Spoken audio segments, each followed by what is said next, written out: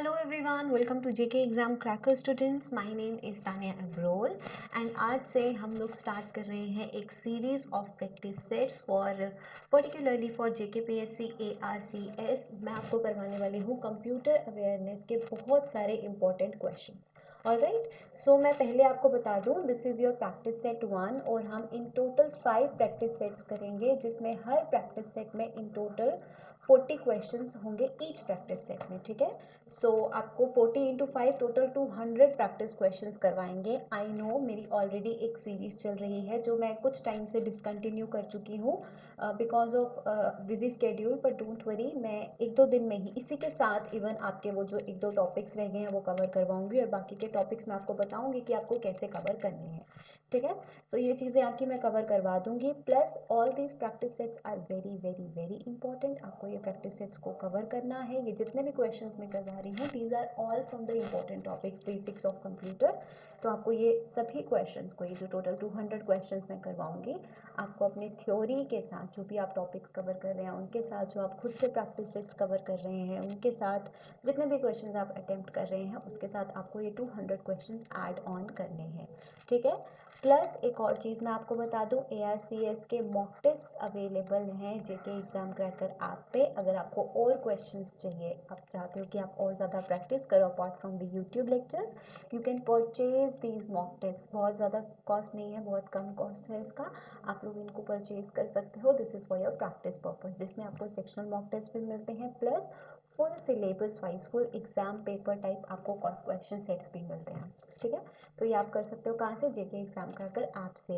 A link for this particular mock test are is in the description box. ठीक है, सो questions हैं 40. आप लोगों को जिनके आंसर्स पता है साथ साथ कमेंट करते जाइए कि किसका आंसर क्या होने वाला है. Alright students, shall we start the session. चलिए let's get started. First question आपको स्क्रीन पे दिख रहा है, which of the following holds ROM, CPU and RAM. आपको पहली चीज़ इन तीनों की फुल फॉर्म पता होनी चाहिए. रोम की फुल फॉर्म क्या होती है, रीड ओनली मेमोरी. CPU की फुल फॉर्म क्या होती है, सेंट्रल प्रोसेसिंग यूनिट. रैम की फुल फॉर्म क्या होती है, रैंडम एक्सेस मेमोरी. आपको फुल फॉर्म्स बेसिक्स में से कई बार पूछी जा सकती हैं, तो आप लोगों को ये फुल फॉर्म पता होनी चाहिए. पूछा है कि इनमें से कहाँ पर ये तीनों चीज़ें लोकेटेड होती हैं, ऐसा कौन सा पार्ट है कंप्यूटर का, कौन सा हार्डवेयर जो ये तीनों होल्ड करता है. सो हमने मदरबोर्ड के बारे में पढ़ा है ना, central board of computer, right, जहाँ पे बहुत सारे हार्डवेयर जो है वो कनेक्टेड होते हैं, कम्युनिकेशन होती है प्रॉपर उसमें, right. So motherboard is the correct answer, option 1. ठीक है, नेक्स्ट क्वेश्चन देखिए, क्वेश्चन नंबर 2.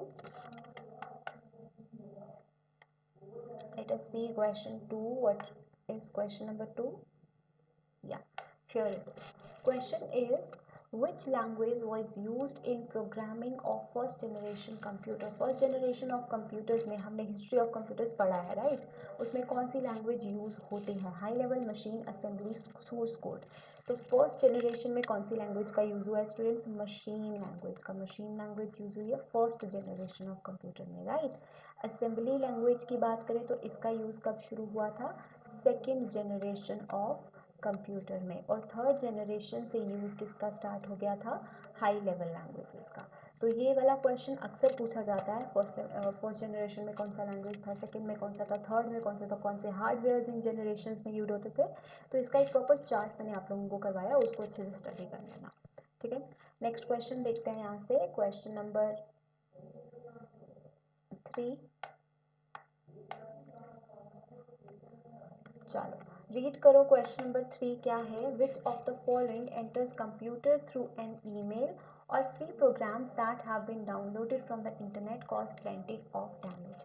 इनमें से कौन सा ऐसा सॉफ्टवेयर है या प्रोग्राम है जो आप डाउनलोड कर देते हो फ्रॉम इंटरनेट. फॉर एग्जांपल कई बार आप फ्री सॉफ्टवेयर्स डाउनलोड करते हो इंटरनेट से, है ना, फ्री म्यूजिक फाइल्स डाउनलोड करते हो, फ्री डॉक्यूमेंट्स डाउनलोड करते हो, कई बार फ्री पिक्चर्स डाउनलोड करते हो फ्रॉम द इंटरनेट, या फिर कई बार आपके मेलिशियस ईमेल्स होती हैं आप वो ओपन कर देते हो.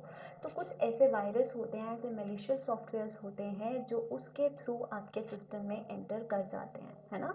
कई बार ऐसा होता है ना कि कुछ सॉफ्टवेयर्स होते हैं जिनका पेड वर्जन हमारे पास होता है लेकिन उसका फ्री वर्जन हमें इंटरनेट पे मिल जाता है. So that can be the malicious software जो आपके सिस्टम में डैमेज कॉज कर सकते हैं, ठीक है। तो उस तरह के सॉफ्टवेयर जो डाउनलोडेड फाइल्स में से आते हैं उन्हें हम लोग क्या कहते हैं, उन्हें हम लोग कहते हैं ट्रोजन हॉर्स, ठीक है, it is a malicious software. So option 2 is the correct answer to the question. अब बाकी के दो ऑप्शंस देखो हमारे पास, टाइम बॉम्ब और वॉर्म, ये भी क्या है, ये भी कंप्यूटर वायरस हैं, ये भी मैलिशियस सॉफ्टवेयर्स हैं। टाइम बॉम्ब क्या होता है, time bomb is a virus जो एक डेटोनेट होता है एक पर्टिकुलर टाइम पे, मतलब जैसे कंडीशंस मीट करती हैं, जब इसको लगता है कि दिस इज द टाइम, ये डेटोनेट होता है। डेटोनेट का मतलब एक्सप्लोड कर जाता है, ये फैल जाता है, ऐसा कहने का मतलब है, ठीक है। वॉर्म, वॉर्म की फुल फॉर्म अक्सर एग्जाम में पूछी जाती है, इसकी फुल फॉर्म होती है राइट वंस रीड मैनी, ठीक है, इसका फुल फॉर्म आपको याद रखना है, राइट वंस रीड मैनी। अब वोम क्या होता है, ये भी एक सॉफ्टवेयर मैलिशियस सॉफ्टवेयर होता है, एक वायरस होता है जो सेल्फ रेप्लिकेट करता है। सेल्फ रेप्लिकेट मतलब ये खुद को क्या करता है, डुप्लीकेट कॉपीज बनाता है, और हमारे कंप्यूटर सिस्टम में अगर ये एंटर कर जाए, ये एंटर करके खुद की डुप्लीकेट कॉपीज बनाता है, रेप्लिकेशन करता है। कई बार एग्जाम में क्वेश्चन पूछा जाता है कौन सा ऐसा वायरस है जो सेल्फ रेप्लिकेशन करता है, तो वो कौन सा है, वोम, ठीक है। सो वोम है जो खुद की डुप्लीकेट कॉपीज बनाता है, हमारे सिस्टम में फैल जाता है, कई सारी फाइल्स डॉक्यूमेंट्स इन सब के साथ अटैच होकर डैमेज करता है, राइट। सो इस क्वेश्चन का correct answer is Trojan horse, बस आपको बाकी के बारे में भी पता होना चाहिए। नेक्स्ट क्वेश्चन देखें, here question number 4 in front of you. देखो क्या है question, in which of the following topology each device is connected to other on a network through a dedicated point to point link। So point two point link में हर एक device दूसरे device से connected है, हमें ये बोला गया है। पहले तो पता होना चाहिए टोपोलॉजी क्या होती है, टोपोलॉजी इज नेटवर्क टोपोलॉजी, ठीक है। नेटवर्क टोपोलॉजी क्या होती है, इसका मतलब होता है अ वे, एक तरीका, ठीक है, a way of connecting computers to maintain a network. Computers को आपस में कैसे जोड़ा जाए, आपस में किस टोपोलॉजी में लगाया जाए, किस तरीके से लगाया जाए ताकि उनमें एक तरह का नेटवर्क मेंटेन हो पाए, sending end receiving of data हो पाए, ठीक है, उसे हम कहते हैं नेटवर्क टोपोलॉजीज। कई तरह की होती हैं, star, mesh, hybrid, bus topology, ये सारी क्या है, ये सारी की सारी टोपोलॉजी की टाइप्स हैं। मैं आपको हर एक टाइप पढ़ा दूंगी लेक्चर में, जब मैं आपको नेटवर्क करवाऊंगी। फिलहाल हमें बोला है कि ऐसी कौन सी नेटवर्क टोपोलॉजी जिसमें हर एक कंप्यूटर दूसरे कंप्यूटर से कनेक्टेड होता है और सब आपस में डेटा शेयरिंग कर सकते हैं, तो वो टोपोलॉजी होती है स्टूडेंट्स मैश टोपोलॉजी, ठीक है। मैश टोपोलॉजी में क्या होता है कि हर एक नोड, नोड क्या होता है, node is a computer connected to the network. कई बार पूछा जाता है what is a node in a network, तो नोड क्या होता है, node is called a computer connecting to a network. एक कंप्यूटर जो नेटवर्क पे कनेक्टेड है उसे हम कई बार नोड कहते हैं, ठीक है। तो मैश टोपोलॉजी में क्या होता है, हर एक नोड आपस में कनेक्टेड होती है, there is no central point, मतलब कोई ऐसा सेंट्रल पॉइंट नहीं है जहाँ से डेटा का सेंडिंग होगा, जहाँ पे डेटा का रिक्वेस्ट होगा। हर एक कंप्यूटर आपस में डेटा को सेंड और रिसीव कर सकता है, ठीक है। So that is what we call a mesh topology. Next question देखें, क्वेश्चन 4।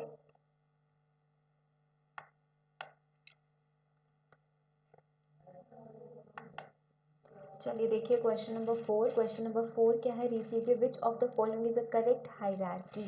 यहाँ पे हमें मेमोरी हायरार्की दिया है और हमें बताना है कौन सा वाला करेक्ट है। चूज कीजिए अपना करेक्ट आंसर। देखो मेमोरी हायरार्की क्या होती है कि स्मॉलेस्ट मेमोरी यूनिट, जो मेमोरी कैपेसिटी होती है, स्मॉलेस्ट मेमोरी कैपेसिटी यूनिट से लेके बिगेस्ट कैपेसिटी यूनिट जो है वो कौन सा होना चाहिए। तो फ्रॉम दी ऑप्शंस हमें क्या पता है, ऑप्शन बी, ठीक है, byte, K B, M B, G B, T B, P B, X B, Z B, Y B, इन सब का फुल फॉर्म आपको पता होना चाहिए। नहीं पता तो अभी इसका फुल फॉर्म ऑनलाइन चेक करो और सबका फुल फॉर्म आपको पता होना चाहिए, ठीक है। So correct answer is what, option number 2। Next question देखें यहाँ से, देखो नेक्स्ट क्वेश्चन क्या है, which among the following language can be red like regular English. कौन सी लैंग्वेज है जो नॉर्मल इंग्लिश की तरह, जैसे आप ये सेंटेंस पढ़ रहे हो इसकी तरह हम लोग पढ़ सकते हैं। There is no alphanumeric characters या फिर सिम्बल्स। कई बार हाई लेवल लैंग्वेजेस में क्या होता है, सिम्बल्स होते हैं, कैरेक्टर्स होते हैं, नंबर्स होते हैं, not but a language which is red like regular English वो कौन सी है, तो वो है हमारे पास कोबोल, COBOL। अब इसका फुल फॉर्म भी आपको पता होना चाहिए। इसका फुल फॉर्म है common, NON, common business oriented language. ठीक है, common business oriented language is the full form of COBOL. Basically ये किस पर्पस के लिए बनाई गई है, बिजनेस यूज के लिए, एडमिनिस्ट्रेटिव यूज के लिए इस लैंग्वेज को बनाया गया। ये इन्हीं एरियाज में ज़्यादा यूज की जाती है, तो correct answer is COBOL, right. Next question देखें, क्वेश्चन नंबर 7। अगर आप में से कोई भी ऐसा है जो JK PSC के साथ साथ JK SSB एग्जाम्स की भी तैयारी कर रहा है, तो this lecture is also very useful for you. ठीक है, is useful for you also. The point is कि syllabus is similar, basics of computer her exam में आता है, तो ये लेक्चर आपके लिए भी काफ़ी ज़्यादा यूजफुल है, राइट। चलो नेक्स्ट क्वेश्चन देखते हैं। USB is a common interface that enables communication between devices and host controllers such as personal computer। USB क्या होता है, एक ऐसा इंटरफेस होता है जो हार्डवेयर को हमारे सिस्टम से कम्युनिकेट करने में हेल्प करता है, डिफरेंट डिवाइसेस को, है ना। तो इसका फुल फॉर्म क्या होता है वो पता होगा, तो हम इसमें बताएंगे कि USB में S जो है, this S stands for what. तो USB का फुल फॉर्म क्या होता है, यूनिवर्सल, कई बार ये काफ़ी सारे एग्जाम्स में पूछा जाता है, सीरियल बस। ठीक है, USB का फुल फॉर्म होता है यूनिवर्सल सीरियल बस। From this it is clear कि ये क्या होगा, option 3 is the answer for question 7, right. Next question देखें, What is the extension of MS-DOS command line? MS-DOS command line का extension क्या है? MS-DOS क्या है? Microsoft Disk Operating System, यही है, एक टाइप ऑफ ऑपरेटिंग सिस्टम है bye Microsoft. Command line interface based है ये ऑपरेटिंग सिस्टम चैप्टर में हमने पढ़ा है इसके बारे में, है ना। सो इसकी एक्सटेंशन कमांड फाइल की क्या होगी, सो एक्सटेंशन क्या होती है, .com। Microsoft DOS command line की फाइल की जो एक्सटेंशन है वो है .com। बाकी की जो फाइल्स हैं इनका भी आपको पता होना चाहिए। .tmp is an extension for temporary file. ठीक है, पूछा जा सकता है आपको extension. .bin is for binary format file. ठीक है, .dbf is D base table format file. ठीक है, सो ये एक्सटेंशंस भी पता होने चाहिए। कुछ इंपॉर्टेंट एक्सटेंशंस होते हैं जो एग्जाम में अक्सर पूछ लिए जाते हैं, तो these are one of those. Next question देखें। इस क्वेश्चन का आंसर मैं आपको ऑलरेडी बता चुकी हूँ, रीड कीजिए और गेस कीजिए क्या होना चाहिए correct answer. WOM is a data storage technology that prevents drive from erasing the data। so इसका फुल फॉर्म क्या है, WOM का फुल फॉर्म क्या होता है, देखो क्या है, write out read many, write once read many, write once read many, read more, read many, read more. तो वोम का फुल फॉर्म होता है write once read many. Option 3 is your correct answer. All right students, 9 question हो गए। देखिए question 10, चलिए question 10 is in front of you, check your answers. Which of the following software applications would be most appropriate for performing numerical and statistical calculations? जब हमें numerical, statistical data calculations perform करनी होती हैं, सबसे अच्छा software कौन सा होता है? Database, spreadsheets, graphics package, document processor, कौन सा होता है?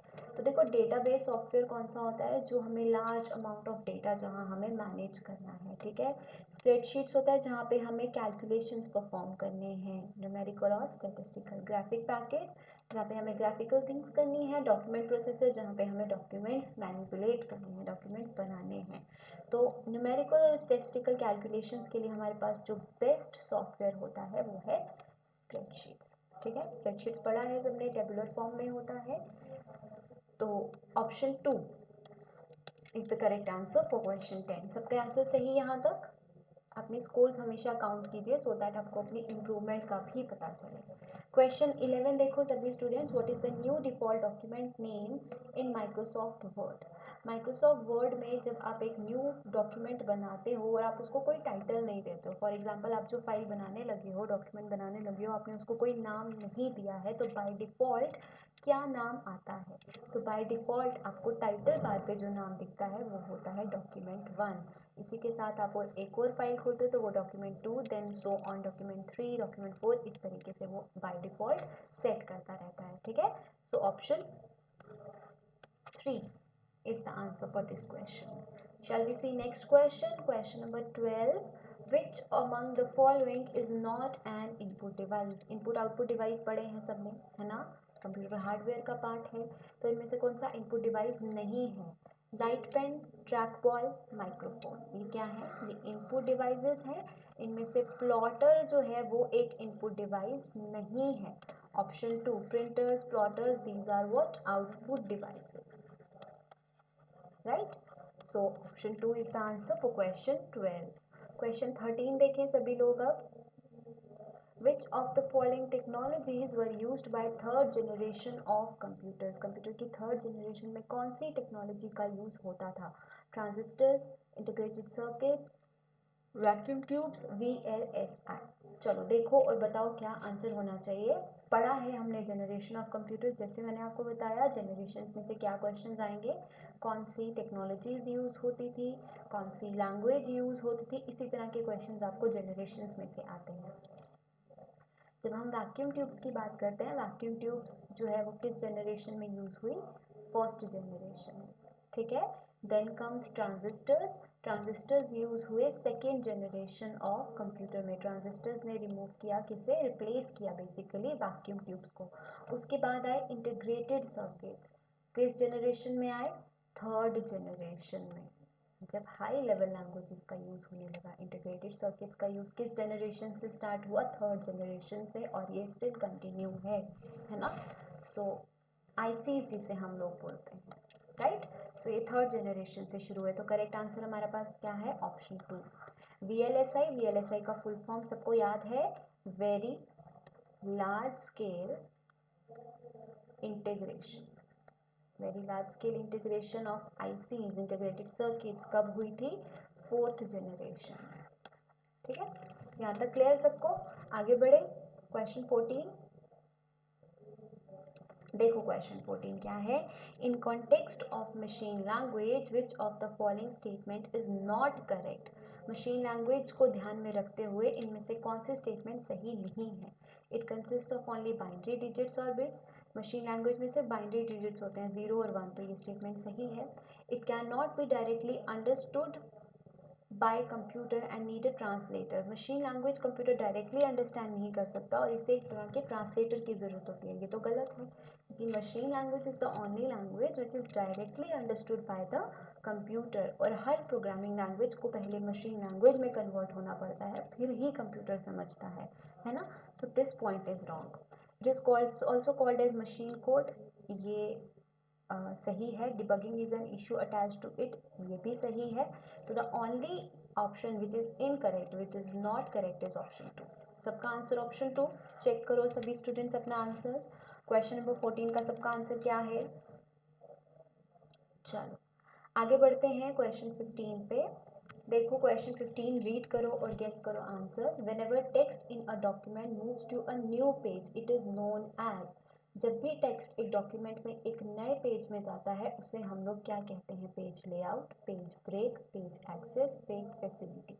तो जब भी आप एक डॉक्यूमेंट क्रिएट करते हो और वो टेक्स्ट जो है वो नए पेज पे जंप करता है, जब आपका एक पेज ओवर होता है तो उसे हम लोग कहते हैं पेज ब्रेक। ठीक है, पेज ब्रेक कहते हैं, from one page to another page text का आना। So option 2 answer for question 15। सबका आंसर सही? आ जाओ नेक्स्ट क्वेश्चन पे।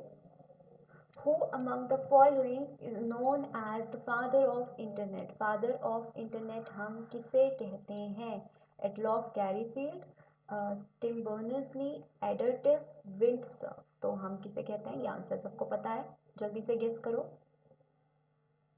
विंडसर्फ, है ना? विंडसर्फ को कहा जाता है father of internet. He is known as the father of internet. Option 4 is the correct answer to this question, right.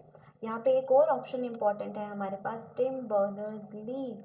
Tim Berners Lee is the inventor of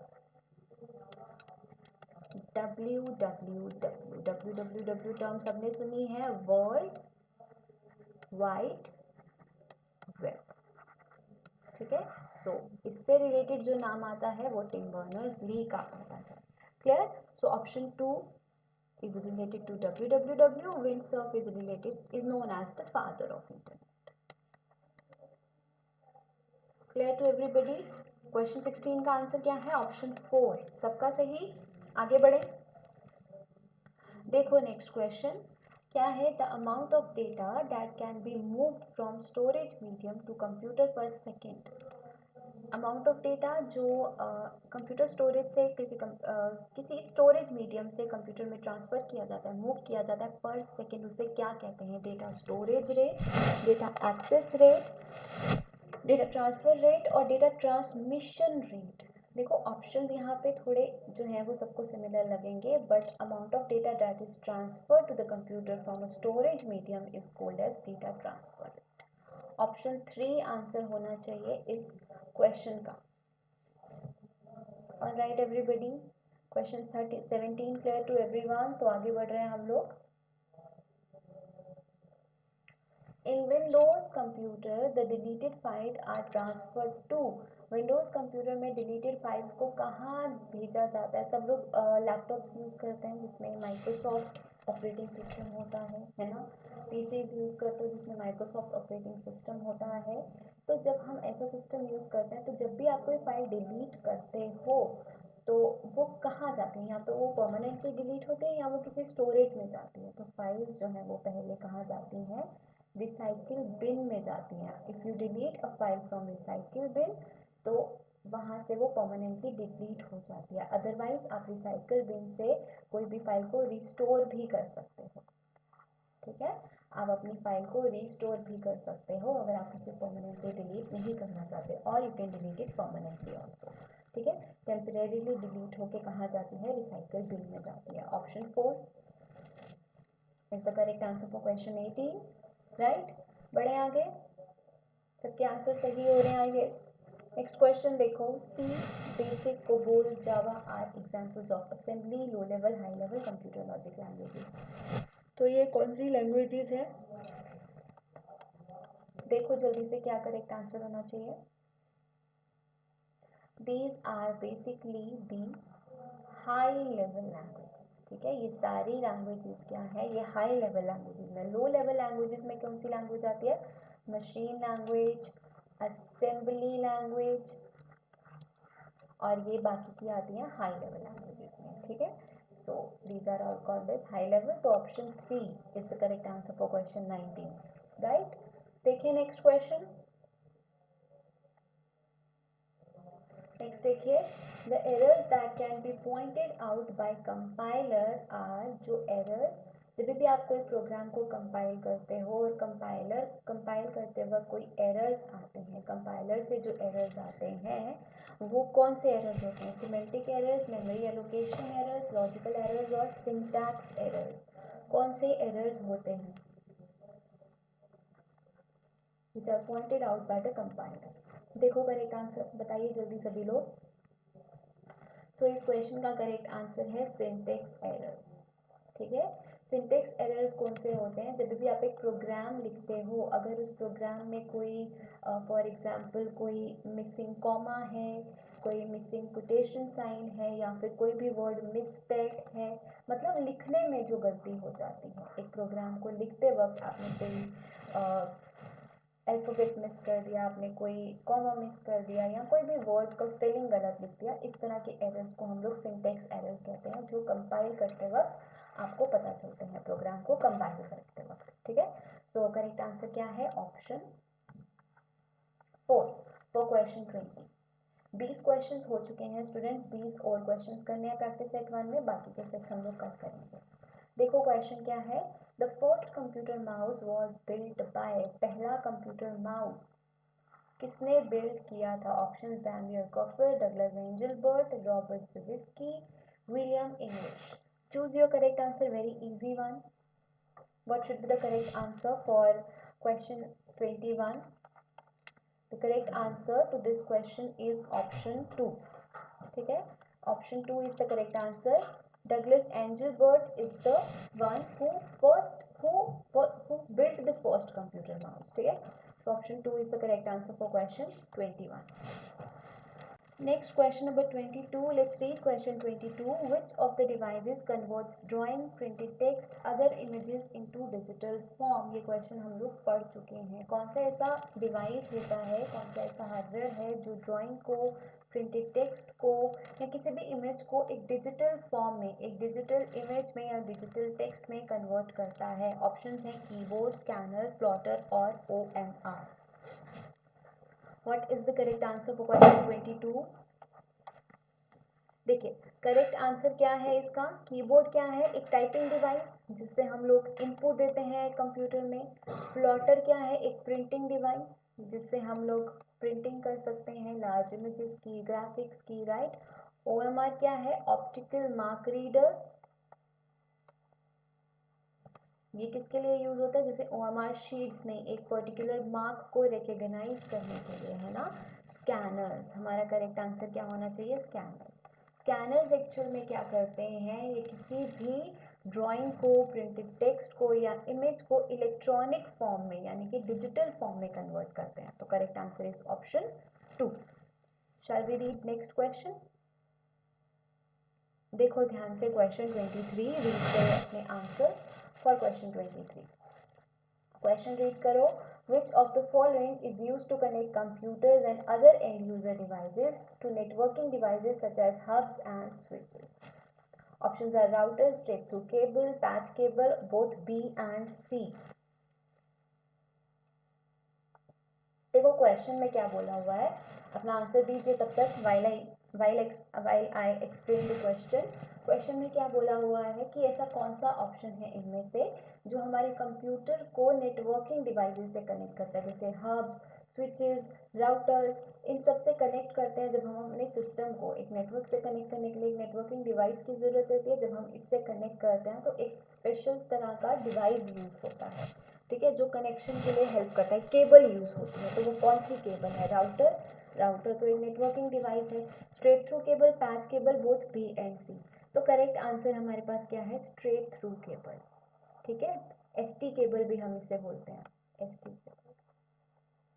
अभी straight through cable होती क्या है? ये actual में एक twisted pair cable है.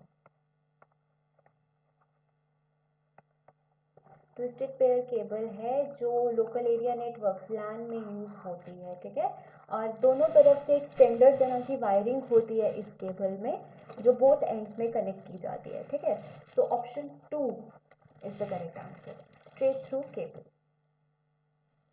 Next question देखो सभी लोग, क्वेश्चन 24 क्या है? Which of these companies own search engine Bing? एक सर्च इंजन बिंग सबने सुना होगा, है ना, जिसका आइकन में ऐसे बी सिंबल आता है, बी अल्फाबेट आता है. तो Bing is a search engine. और कौन सी कंपनी का है ये? Which company own the search engine Bing? Google, Microsoft, Amazon और IBM? बताइए. So Bing engine search engine किस कंपनी का है? माइक्रोसॉफ्ट कंपनी का. ठीक है, और IBM का फुल फॉर्म स्टूडेंट्स याद रखना, international business machine is the full form. अक्सर पूछी जाती है एग्जाम्स में. ठीक है, so yeah, correct answer for question 24 is option 2. चलो आगे बढ़ते हैं. Next question 25. Which menu option is use to add header और फुटर इन अ डॉक्यूमेंट? आपको एक डॉक्यूमेंट पे हेडर या फुटर ऐड करना है. Header is like this.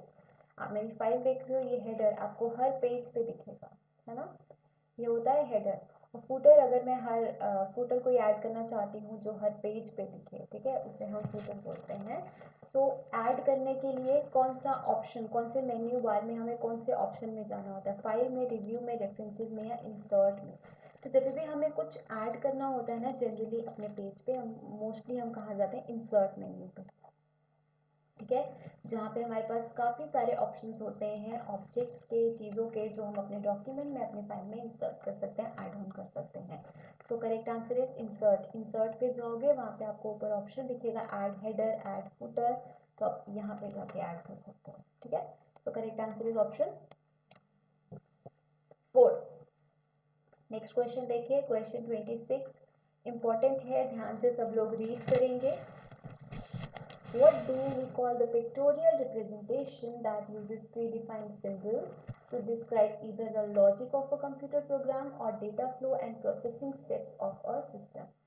कौन क्या कहते हैं उस पिक्टोरियल रिप्रेजेंटेशन को जो क्या डिस्क्राइब करती है? देखिए, जब भी कंप्यूटर में प्रोग्राम होता है या इंस्ट्रक्शन दी जाती है, वो डेटा फ्लो कैसे होता है, वो प्रोसेसिंग सिस्टम की कैसे होती है, उसे ग्रामेटिकल वे में, ग्राफिकल वे में दिखाना, नॉट ग्रामेटिकल, ग्राफिकल वे में दिखाना या पिक्टोरियल पिक्चराइज्ड वे में दिखाना कि कंप्यूटर में इंस्ट्रक्शन कैसे फ्लो करती हैं, डेटा प्रोसेसिंग कैसे होता है, उसको एक पिक्चर की फॉर्म में दिखाने के लिए कौन सा वाला इनमें से ऑप्शन है जो यूज होता है? जो कुछ सिंबल्स का यूज करता है, एक प्री डिफाइंड सिंबल्स होते हैं उसमें जो यूज किए जाते हैं, तो वो क्या है? Correct answer flow chart. ठीक है, फ्लो चार्ट में क्या होता है, बहुत सारे सिंबल्स कुछ ऐसे ऐसे यूज किए जाते हैं, ठीक है, जिसमें एक रिप्रेजेंटेशन बताया जाता है कि हाउ द डेटा फ्लोज, किस तरीके से कंप्यूटर में इंस्ट्रक्शन को एक्सेप्ट करके एग्जीक्यूट किया है, कैसे प्रोसेसिंग हुई है, right? So option 2 is the correct answer. Question 27 ध्यान से रीड करेंगे सभी स्टूडेंट्स। क्वेश्चन क्या है? Which among the following is a device that is used in computers to add external components? हमें एक्सटर्नल कंपोनेंट्स कंप्यूटर में ऐड करने हैं, तो कौन से डिवाइस को यूज करेंगे? Storage device such as USB, keyboard, port system board और रैम। तो करेक्ट आंसर क्या होना चाहिए क्वेश्चन 27 का? ध्यान से देखो सब लोग, क्या बोला है? Used in computers to add external components. आप अपने कंप्यूटर से एक्सटर्नल कंपोनेंट्स को ऐड करना चाहते हो तो किसका यूज करते हो? पोर्ट्स का। ठीक है, डिफरेंट पोर्ट्स होती हैं आपके सिस्टम में जिससे आप लोग कनेक्ट कर सकते हो डिफरेंट हार्डवेयर्स, है ना? आप अपने सिस्टम से माउस, कीबोर्ड, ये सब चीज़ें कनेक्ट करते हो यूजिंग पोर्ट्स, तो इसी की हेल्प से होती हैं। तो option 3 is the answer for question 27। चलो क्वेश्चन 28 देखो। अ GUID is a 128-bit or 16-byte number used by software programs to uniquely identify the location of a data object. What is the correct full form of GUID? पहले तो हमें पता होना चाहिए GUID क्या है और उसके बाद हमें पता होना चाहिए उसकी फुल फॉर्म। तो GUID क्या होता है? एक आइडेंटिफायर। ठीक है, ये क्या होता है? एक 28 बिट या हम कह सकते हैं 16 बाइट नंबर होता है सॉफ्ट, जो यूनिकली आइडेंटिफाई करता है किसे? किसी भी सॉफ्टवेयर में, या फिर किसी भी सॉफ्टवेयर को आइडेंटिफाई करने के लिए, किसी भी डेटा ऑब्जेक्ट की लोकेशन को आइडेंटिफाई करने के लिए एक यूनिक नंबर, वो होता है GUID। ठीक है, सिंपली हम लोग कह सकते हैं it is used as an identifier in a computer software. Computer software में एज आइडेंटिफायर यूज होता है। 128 बिट और 16 बाइट नंबर होता है। ठीक है, तो ये वाली लाइन याद रखनी है, इसका काम क्या है ये याद रखना है, और इसका फुल फॉर्म।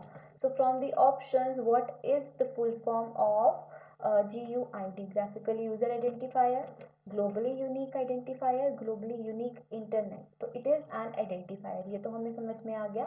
और कौन सा? Globally unique identifier. ठीक है, तो ऑप्शन 2 GUID का फुल फॉर्म सबको याद है। नेक्स्ट क्वेश्चन देखो, क्वेश्चन 29 रीड करो।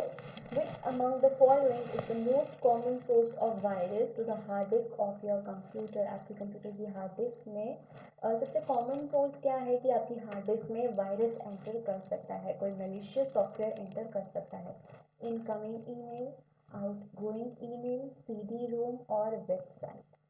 तो करेक्ट आंसर क्या है इसका? Incoming email.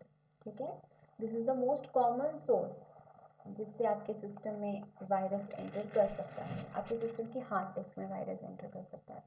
So option 1 clear to everybody. Question 29। Next question देखें। क्वेश्चन 30 रीड करो सब लोग. Which among the following is used for removing a software bug और defect which is available for free of cost from the software provider. देखो, bug bug क्या होता है? एक डिफेक्ट, एक एरर. ठीक है, कोई भी सॉफ्टवेयर एरर को रिमूव करने के लिए हमें किसकी ज़रूरत होती है? जो हमें किसी भी सॉफ्टवेयर प्रोवाइडर जहाँ से हम सॉफ्टवेयर लेते हैं वो हमें फ्री ऑफ कॉस्ट अवेल करवाता है. फ्री ऑफ कॉस्ट अवेलेबल होता है, that is version, update, help और पैच. तो करेक्ट आंसर क्या है इसका, बताओ जल्दी से. जब भी हम सॉफ्टवेयर को यूज़ करते हैं तो आपको पता है उसके डिफरेंट वर्जन्स आते हैं. अब वो डिफरेंट वर्जन्स क्या होते हैं? कुछ तरह की अपडेशंस, है ना. और जो पुरानी तरह की चीज़ें हैं, कोई गलतियां हैं, उनकी फिक्सेशन, उनको फिक्स करने के लिए, है ना. तो हर बार सॉफ्टवेयर के नए नए वर्जन्स आते हैं. वो वर्जन्स एक्चुअल में क्या होते हैं कि अगर पहले के सॉफ्टवेयर में कोई गलती है तो उसे फिक्स करना. अगर किसी तरह का कोई डिफेक्ट है, कोई एरर है उसमें जो सॉफ्टवेयर की पॉपुलैरिटी को या उसके यूजेज को डिग्रेड कर रहा है, तो उसको मेंटेन करने के लिए डिफरेंट डिफरेंट वर्जन्स आते हैं, जिससे हम हर बार सॉफ्टवेयर में कुछ चेंजेस देखते हैं, कुछ अपडेशंस देखते हैं और वो ज़्यादा सिक्योर हो जाती हैं. जो एरर्स होते हैं वो फिक्स होते हैं. तो करेक्ट आंसर क्या आएगा? वर्जन. जो हमें कौन प्रोवाइड करता है? हम दोबारा से तो सॉफ्टवेयर नहीं लेते हैं ना, तो वो हमें वर्जन कौन प्रोवाइड करता है? Software provider. ठीक है, जैसे आप डाउनलोड करते हो तो कुछ टाइम के बाद उस ऐप के नए वर्जन आ जाते हैं, उसके अपग्रेडेशन आ जाते हैं आपके पास. जैसे आप किसी एग्जाम क्रैकर ही आप यूज़ करते हो तो अपडेशन मांगता है कुछ टाइम के बाद. वो अपडेशन क्या होती हैं कि कभी ऐप में कोई यूजेज में डिफेक्ट है तो वो न्यू वर्जन उसे फिक्स करता है, उसे रिप्लेस करता है. ठीक है, तो correct answer is version. Clear to everybody? सबको समझ में आ गया? यहाँ पे एक और टर्म है पैच. ये क्या होती है? इस पर भी हमें कई बार क्वेश्चन पूछ लिया जाता है. तो पैच भी क्या होते हैं? सॉफ्टवेयर ही होते हैं, या फिर हम कह सकते हैं ऑपरेटिंग सिस्टम के अपडेट्स होते हैं. These are also the updates. Patch software क्या होते हैं? ये भी कंप्यूटर सॉफ्टवेयर के लिए अपडेट्स होते हैं, ऑपरेटिंग सिस्टम के लिए अपडेट्स होते हैं, जो सिस्टम के सिक्योरिटी को इंप्रूव करने के लिए होते हैं. राइट. तो नेक्स्ट क्वेश्चन देखते हैं फिर. सबको यहाँ तक समझ आ गया? तो question 31. Which of the following key is not found in normal computers or laptops? Normally computers और लैपटॉप्स में इनमें से कौन सी की नहीं होती है, हमें ये बताना है. क्वेश्चन 31 है. लास्ट 10 क्वेश्चंस बचे हैं स्टूडेंट्स.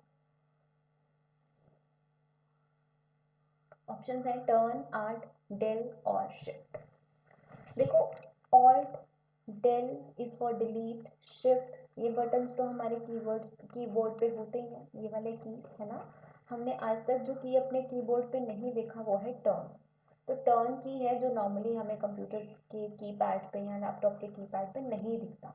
तो option 1 is the correct answer for question 31. Easy था ये क्वेश्चन.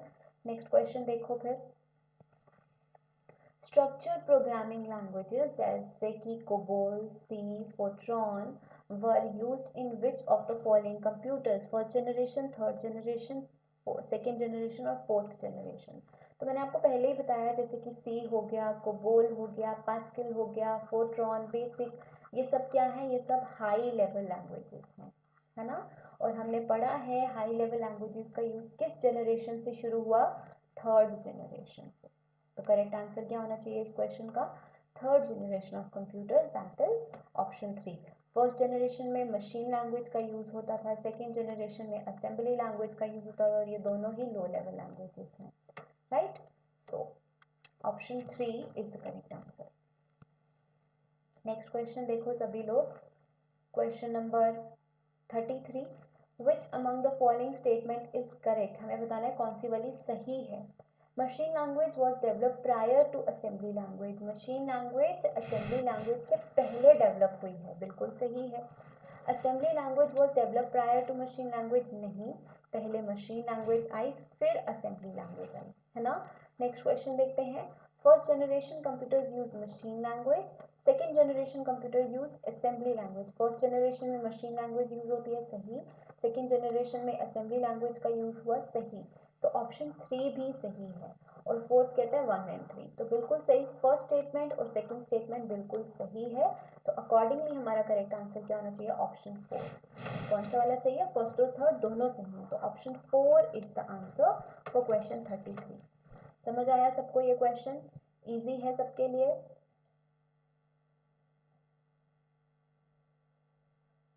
आगे का क्वेश्चन पढ़ें अभी हम लोग। चलो क्वेश्चन 34, सब स्टूडेंट्स ध्यान से देखते हैं। Which of the following generation of computers is associated with artificial intelligence? Artificial intelligence को short form में कैसे लिखते हैं, AI। तो artificial intelligence किस generation में enter हुआ, first, second, third और fifth?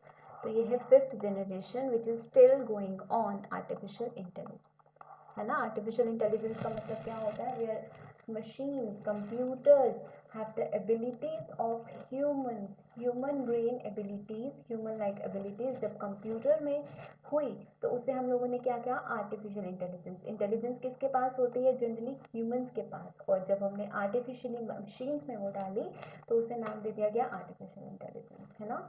So fifth generation is the answer. Question 35 देखो सब लोग, 35, a file which has been not been altered, compressed or manipulated in any way by the computer is called, वो file जो कभी alter नहीं हुई, compress नहीं हुई, ना ही उसमें कोई चेंज किया गया, तो किसी तरीके से कोई चेंज नहीं, उसका साइज डिक्रीज नहीं किया गया, साइज ऑफ द फाइल, और उसे मैनिपुलेट भी नहीं हुआ in any way by the computer is called what, क्या कहते हैं उसे, टेम्परेरी फाइल। टेम्परेरी फाइल तो नाम से पता चल गया, temporary file, permanent is permanent file. Raw file, raw file means the original file, है ना। ओरिजिनल फाइल जिसमें किसी भी तरह का चेंज नहीं हुआ, उसका साइज को इंक्रीज डिक्रीज कॉम्प्रेस ये सब नहीं किया गया, तो that is what we call. Option 2 is the answer for question 35। सबको क्लियर क्वेश्चन 35 टू 36 देखिए। In a computer file system, अगर देखो एक किसी को ऐसा लग रहा है कि मैं बहुत फास्ट क्वेश्चंस को मूव कर रही हूँ, तो you can pause your screen, आप क्वेश्चन देखो, स्क्रीन को पॉज करो, अपना आंसर दो, देन करेक्ट आंसर चेक करो और नेक्स्ट क्वेश्चन पे आ जाओ, ठीक है। आपके पास यूट्यूब है, आप आगे पीछे मतलब आप लोग आगे भी जा सकते हो, पीछे भी जा सकते हो, फॉरवर्ड बैकवर्ड कर सकते हो वीडियो को, है ना। तो आराम से वीडियो देखो। Next question, in a computer file system, which among the following is top or first hierarchy? Computer file system में फर्स्ट हायरार्की पे क्या आता है। फाइल सिस्टम हायरार्की क्या होती है, डायरेक्टरीज को अरेंज करना, मतलब उसके यूजर्स के अकॉर्डिंग उसको अरेंजमेंट करना, है ना। तो सबसे पहले क्या आता है, root directory, parent directory, home directory, working directory. तो root means the base, the basic, so first पे क्या आएगी, root directory, option clear. Question number 36 का आंसर है students option 1, that is root directory. आगे बढ़े, क्वेश्चन 37 देखते हैं अब हम लोग। चलिए ध्यान से देखिए, इंपॉर्टेंट क्वेश्चन है। When some unidentified unknown person और फर्म, कोई भी अनआइडेंटिफाइड पर्सन या फिर कोई फर्म, कोई कंपनी सेंड्स यू मेल, जब आपको वो मेल भेजती है इन अ ट्रस्टवर्दी और lucrative way asking for sensitive bank और online payment information, this is a case of spam, hacking, phishing और विशिंग। देखो क्या होता है, कई बार हमें ऐसे मेल्स आते हैं, ऐसे मैसेजेस आते हैं जो हमें लगता है कि एक नोन, एक अच्छी फर्म से आए हैं, मतलब बहुत ही प्रोफेशनल तरीके के हमें मेल्स आते हैं, मैसेजेस आते हैं एक अनआइडेंटिफाइड फर्म से या फिर किसी अननोन पर्सन से, जो हमें देखने में ट्रस्ट वर्दी लगते हैं, ठीक है। एक अच्छे तरीके से आते हैं कि हमें ऐसा लगता है कि एक वेल नोन फर्म से आया, प्रोफेशनल मैसेज आया है, we should share our information. वो हमसे क्या मांगते हैं, हमारी बैंक पेमेंट इंफॉर्मेशन मांगते हैं या फिर किसी भी तरह का सेंसिटिव इंफॉर्मेशन मांगते हैं, बट वो क्या होते हैं एक्चुअल में, वो एक तरह का धोखा होता है। तो इस केस को हम लोग क्या कहते हैं, एक टेक्निकल वे में, स्पैम, हैकिंग, फिशिंग और विशिंग। तो इसे हम लोग कहते हैं फिशिंग, ठीक है। फिशिंग क्या तरीका होता है कि जब कुछ हैकर्स हम लोग कह सकते हैं या फिर जो अनऑथराइज्ड वे में सिस्टम में एंटर करना चाहते हैं, आपकी इंफॉर्मेशन लेना चाहते हैं, वो एक बहुत ही सामने वाले को दिखा के कि बहुत ऑथोराइज्ड वे में वो आपसे इंफॉर्मेशन मांगते हैं, कि आपको लगता है कि yes they are reliable, they are trustworthy, तो उस तरीके से आपको लगता है तो उसे हम लोग उस तरह के धोखे को हम लोग फिशिंग कहते हैं। ठीक है, तो करेक्ट आंसर क्या है? ऑप्शन 3। क्लियर? नेक्स्ट क्वेश्चन देखें, क्वेश्चन 38। देखो ध्यान से, a network that is connected to the internet but uses encryption to scramble all the data sent through internet is called as universal network, virtual private network, social network or none of these। अब एक ऐसा network जो computer से जो internet से connected होता है लेकिन एक इंक्रिप्शन मेथड यूज करता है to scramble all the data send to the internet. Encryption method as in जब भी डेटा सेंड और रिसीव होता है ओवर अ नेटवर्क तो उसे इंक्रिप्ट करता है। इंक्रिप्ट करता है इन अ वे कि किसी भी तरह का रॉन्ग डेटा जो है या अनऑथराइज्ड एक्सेस जो है वो नेटवर्क पे पास ना हो। डेटा को इंक्रिप्ट करता है ताकि डेटा जो है वो सेफली ट्रांसमिट हो। ठीक है, और किसी भी तरह का अनऑथराइज्ड एक्सेस को प्रिवेंट करता है over a network.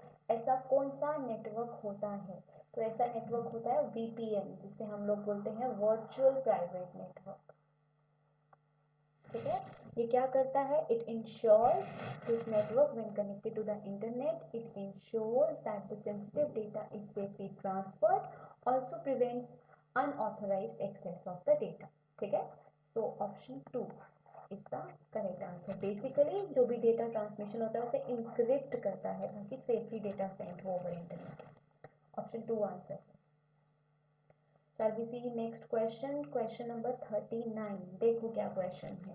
The terms good put, throughput, maximum throughput are mostly closely associated with which among the following computers? Bitrate, response time, command line interface और रैंडम मेमोरी। क्वेश्चन हमें क्या पूछा हुआ कि 3 terms दी हुई हैं, good put, through put, maximum through put, और ये किस टर्म से रिलेटेड है ये बोला गया है। बिट रेट से, रिस्पॉन्स टाइम से, कमांड लाइन इंटरफेस से या रैंडम मेमोरी से।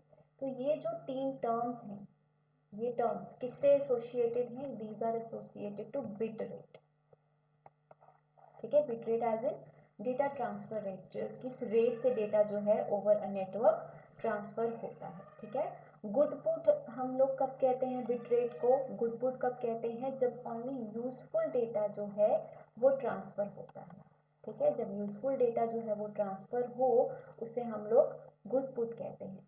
थ्रूपुट कहते हैं जब वो रेट जिसपे होल डेटा जो है, वो रेट जिसपे यूजफुल डेटा ट्रांसफर होता है उसे हम लोग गुड पुट कहते हैं। वो बिट रेट जिसपे जितना भी डेटा है, असेंशियल डेटा, जो भी डेटा अवेलेबल है वो ट्रांसफर, उसे हम थ्रू पुट कहते हैं। और जब हैवी लोड हो डेटा का उसे हम लोग मैक्सिमम थ्रू पुट कहते हैं। ठीक है, bit rate is what? The rate at which data is transferred. Good put rate क्या हुआ? गुड पुट बिट रेट हुआ जब जिस बिट रेट पे यूजफुल डेटा ट्रांसफर हो, जिस बिट रेट पे सारा डेटा ट्रांसफर उसे थ्रू पुट, और जब लोड ज़्यादा हो, मैक्सिमम डेटा ट्रांसफर हो जिस रेट पे, उसे हम लोग मैक्सिमम थ्रू पुट कहते हैं। These are the terms related to bit rate. Option A is the answer. Last question of today's session, question number 40। Question 40 देख लो सब लोग। Dash is a communication technology used by some incoming mail servers। Dash technology used by some incoming mail servers। कौन सी technology है? TCP। TCP का full form क्या होता है? Transmission control protocol. Full form सबके याद होने चाहिए। ट्रांसमिशन कंट्रोल प्रोटोकॉल, ये एक इंटरनेट प्रोटोकॉल है। POP is post office protocol. ठीक है, used by email. FTP is file transfer protocol.